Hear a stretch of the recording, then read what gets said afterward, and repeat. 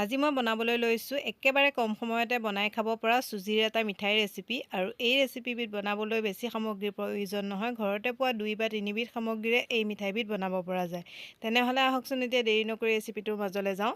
তাৰ কাৰণে প্ৰথমতে গেছত পেন এখন পাতি দিছোঁ। তাৰপিছত মই তাত এয়া 2-3 চামুচমানৰ জোখৰ ঘি দিছোঁ। যদি আপোনালোকে ঘি ব্যৱহাৰ নকৰোঁ বুলি ভাবে ৰিফাইণ্ড অইল ব্যৱহাৰ কৰিব পাৰে।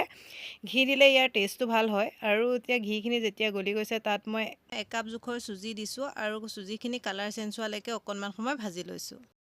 চুজিখিনি যেতিয়া এনেদৰে ধুনীয়া এটা কালাৰ আহি গৈছে, মই গেছৰ ফ্লেমটো অফ কৰি চুজিখিনি অলপ সময় ঠাণ্ডা কৰি ল'লোঁ। যেতিয়া চুজিখিনি ঠাণ্ডা হ'ল তাত মই সেই একেটা কাপৰ জোখেৰে আধা কাপমান মই মিল্ক পাউডাৰ ব্যৱহাৰ কৰিছোঁ। মিল্ক পাউডাৰ দিলে মানে ইয়াৰ সোৱাদটো ভাল হয়, সেইকাৰণে ইয়াত মই মিল্ক পাউডাৰ দিছোঁ। যদি আপোনালোকে মিল্ক পাউডাৰ নিদিওঁ বুলি ভাবে ইয়াত আপোনালোকে নাৰিকলৰ গুড়িও দিব পাৰিব।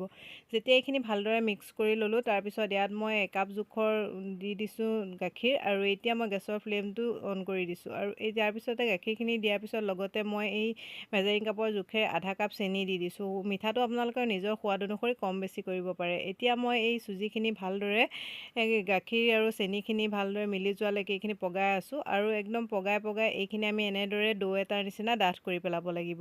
যেতিয়া এইখিনি ধুনীয়া দৌ এটাৰ নিচিনাকৈ ডাঠ হৈ আহিল, পেনখনৰ পৰা এৰাই আহিছে তেনেকুৱা, তেতিয়া মই গেছৰ ফ্লেমটো অফ কৰি এইখিনি ঠাণ্ডা হ'বলৈ কিছু সময় ৰাখি দিলোঁ।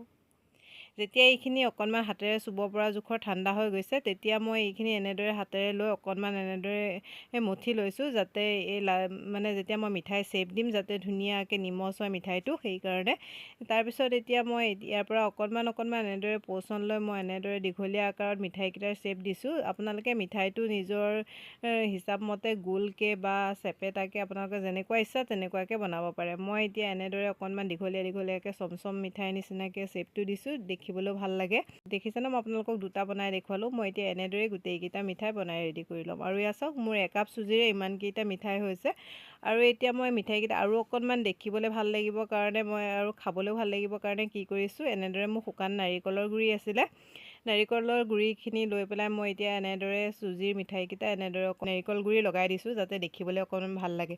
যদি আপোনালোকৰ ঘৰত নাৰিকলৰ গুড়ি নাথাকে তেতিয়া আপোনালোকে কি কৰিব, চেনিৰ গুড়ি থাকে নহয়, চেনিৰ গুড়ি এনেকৈ লগাই দিব পাৰিব। এতিয়া মই গোটেইকেইটাত নাৰিকলৰ গুড়ি লগাই লোৱাৰ পিছত এতিয়া মই চাওকচোন, মিঠাইটো আৰু অকণমান দেখিব ভাল লাগিব কাৰণে কি কৰিছোঁ, এনেদৰে ফুড কালাৰ অকণ লৈ এনেদৰে শলাডালৰ সহায়ত অকণমান এনেদৰে লগাই দিছোঁ। আপোনালোকে এনেদৰে ফুড কালাৰ নিদি ইয়াত ড্ৰাই ফ্ৰুটছো ধুনীয়াকৈ লগাই দিব পাৰে, দেখিবলৈ ভাল লাগিব। কিন্তু মই এনেদৰে অকণমান ফুড কালাৰ লগাই দিছোঁ দেখিবলৈ ভাল লাগিব কাৰণে। আৰু এয়া মোৰ একেবাৰে কম সময়তে বনাই খাব পৰা চুজি মিঠাইবিধ ৰেডি হৈ গ'ল। দেখিছে নহয়, দেখিবলৈ কিমান ধুনীয়া হৈছে। আৰু দেখিবলৈ যে যিমান ধুনীয়া হৈছে নহয়, খাবলৈ সঁচাই কৈছোঁ বহুতেই সোৱাদ হয়। আপোনালোকে এনেদৰে যদি এই চুজি মিঠাইবিধ বনাই খোৱা নাই, এবাৰ বনাই খাই চাবচোন। আৰু এই মিঠাইবিধ বনাই যদি আপোনালোকে ফ্ৰিজত ৰাখে 3-4 দিনলৈ ধুনীয়াকৈ খাই থাকিব পাৰিব, ই বেয়া হৈ নাযায়। শেষত মোৰ আজি এই মিঠাই ৰেচিপিটো চাই কেনেকুৱা পালে কমেণ্ট কৰি জনাবলৈ নাপাহৰিব। যদি ভাল পালে লাইক, কমেণ্ট আৰু শ্বেয়াৰ কৰি দিব।